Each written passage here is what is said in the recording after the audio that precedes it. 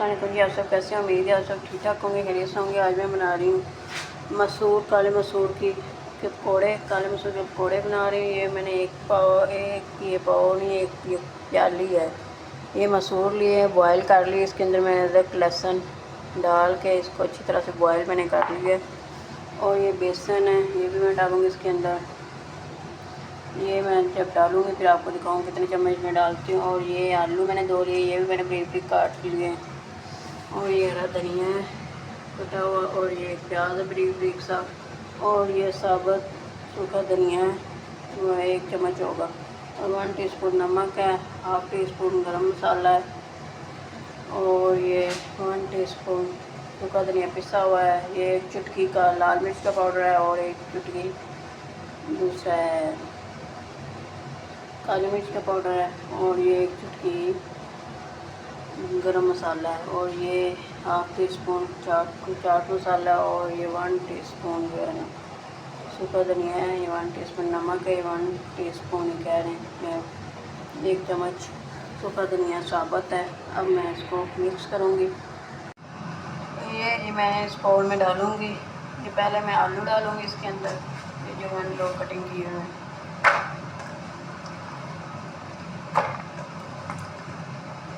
बहुत मज़े के टेस्टी बनते हैं, आप भी बनाएं।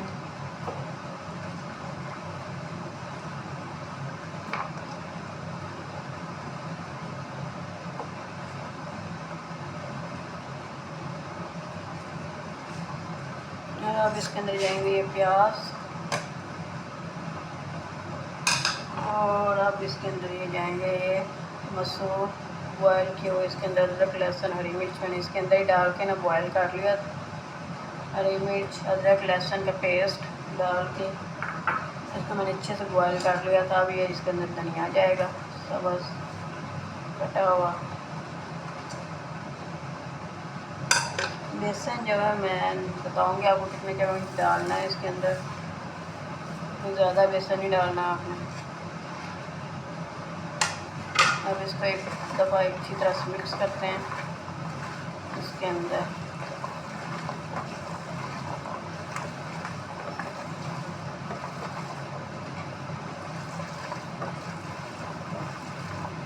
अब मैं बेसन डालूँगी इसके अंदर। ये वाली चम्मच है, ये अब मैं पहले 4 चम्मच डालूँगी इसके अंदर। फिर मिक्स करती हूँ ना, फिर आपको दिखाती हूँ। अगर और ज़रूरत है फिर और डालूँगी, आप साथ साथ बताती जाती हूँ।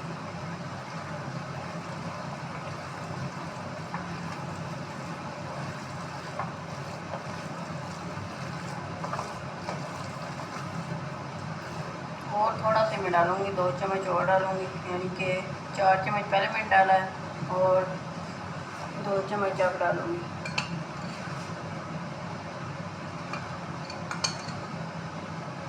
ये 6 या 7 चम्मच बेसन मैंने इसके अंदर डाला। इसको जो है ना अच्छी तरह से आप हम मिक्स करेंगे। पानी इसमें डालना नहीं, क्योंकि आलू प्याज और ये मसूर में भी हल्का हल्का सा पानी होता ही है जब बॉयल करते हैं। कई लोग कच्चे मसूर जो है उसको मिक्स यानी कि इसका पेस्ट बना कर करते हैं। मैंने लेकिन बॉयल किया है इनको अदरक लहसुन और हरी मिर्च डाल के ना बॉयल करके। ये देखिए कितना अच्छा मिक्सचर तैयार हो गया पकौड़ों का। अब इनको हम फ्राई करेंगे। घी ऊपर रख दिया फ्राई पैन में चूल्हे के ऊपर। अब मैं इसके अंदर डालूँगी हाथ के साथ छोटे छोटे पकौड़े। बिस्मिल्लाह।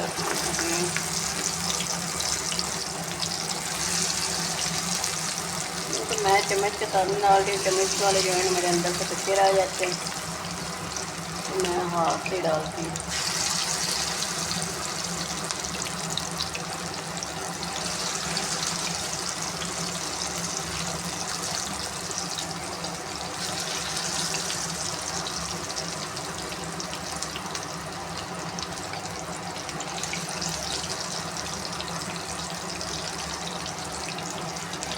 छोटा सा इधर डाल देती हूँ, क्या रहेगा।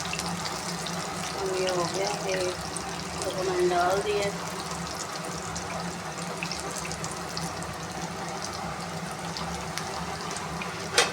अब इनकी मैं साइड ये देखिए, चेक करेगा ये अंदर से बड़े जूसी और नरम से बनते हैं, बड़े मज़े के, टेस्टी।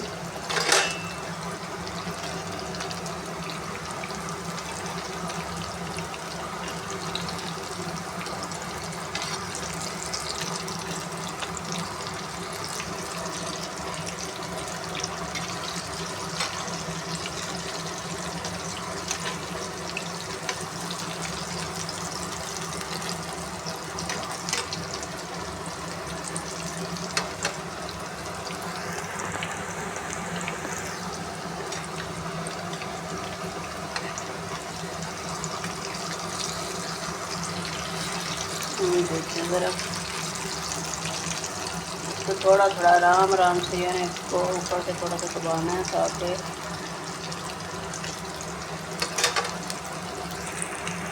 अच्छे से अंदर जाना, ताकि ये फ्राई हो जाए। ये जी मैंने एक दफ़ा और डाला है, इसके अंदर दूसरी दफ़ा चेक करेंगे।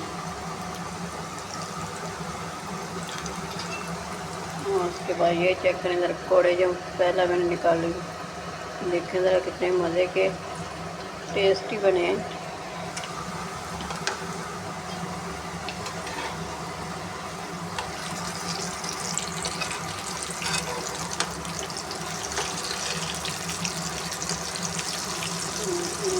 साइड आराम से चेंज करेंगे क्योंकि ये अंदर से नरम है ना, लेकिन ऊपर से बड़े मज़े के क्रिस्पी बने हैं।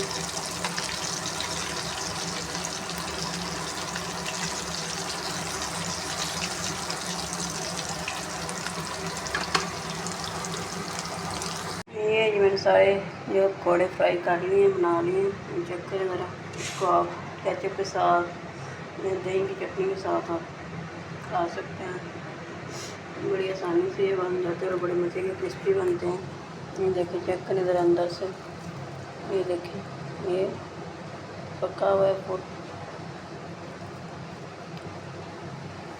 मज़े के क्रिस्पी बने हैं। अगर मेरी रेसिपी पसंद आई है तो मुझे कमेंट में बताइएगा, और अगर मेरी वीडियो पसंद आई है तो मेरी वीडियो को लाइक और मेरे चैनल को सब्सक्राइब कर दें और बेल के बटन को भी दबा दें ताकि आप मेरे फ्रेंड्स नई और मज़ेदार से वीडियो आप देख सकें।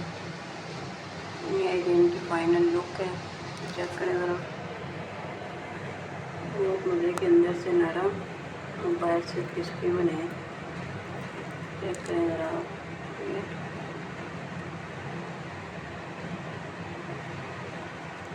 आप भी बनाएं, खाएं।